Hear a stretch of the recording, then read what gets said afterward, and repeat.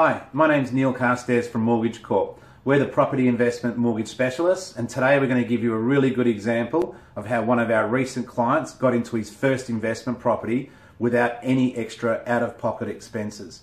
So when we say that, we say his current repayments, we reviewed, we refinanced, and we put him in a much better place, that even with buying a new investment property, he was actually paying less than what he was paying on his current mortgage.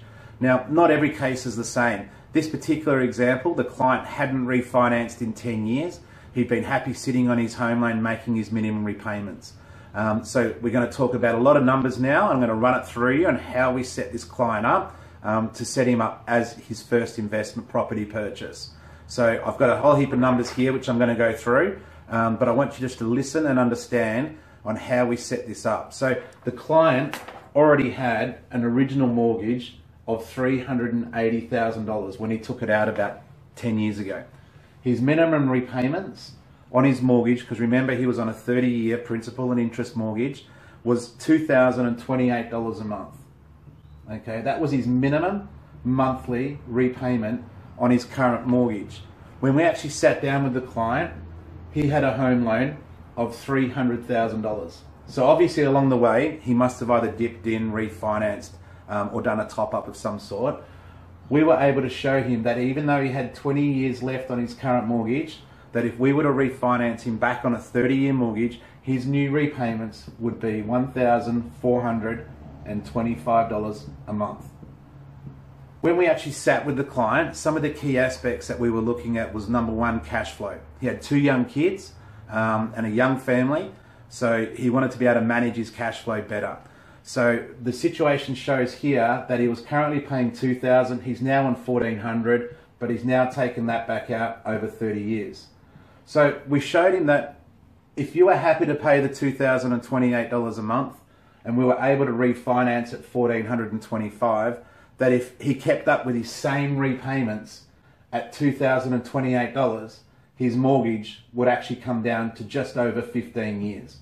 So automatically, he was 5 years better off by paying the same amount of money on the new mortgage at a much, much lower interest rate today and save an extra 5 years off his mortgage. But that's where we didn't stop. The client wanted to see what were the opportunities of buying an investment property. So the good thing about this was we were able to show him that with a $450,000 loan, he was able to have repayments interest only on an investment of roughly around $1,481 a month. Okay, so with the 2 loans that he had, his owner-occupied loan and his new investment loan, his total repayments were now roughly $2,910 a month, give or take. Okay, this would be what his out-of-pocket expense per month would be for the owner-occupied property and the investment property. Now, we haven't taken into account getting any rent, okay? So if we rented this out at $400 a week, minus roughly around 15% for agents' costs and other incidentals throughout the year, his actual net rental return would be roughly around $1,470 a month. So he's got an expense of $2,910 a month. He's got rent coming in of $1,470 a month. What we didn't tell you was in this loan, we'd set up a small buffer. He had about 10 or 15 grand left in there as redraw for the ability to have any out-of-pocket expenses that popped up for maintenance costs and stuff. At the end of it, his new repayments worked out to be around about $1,440 a month. Okay? Now, that was his out-of-pocket expense for 2 properties. Remember, he was originally paying $2,028 a month. We sat with the client and looked at all the different options and showed him that even if he kept paying the $2,028 a month on his new mortgage, he'd still be paying it off in 20 years. So he's in no worse a position than what he was by refinancing his original mortgage to a 30-year loan at $300,000, buying an investment property, getting a rental return of about $400 a week, which is actually where he's sitting about now, minus all of its expenses, out of pocket every month of $1,440.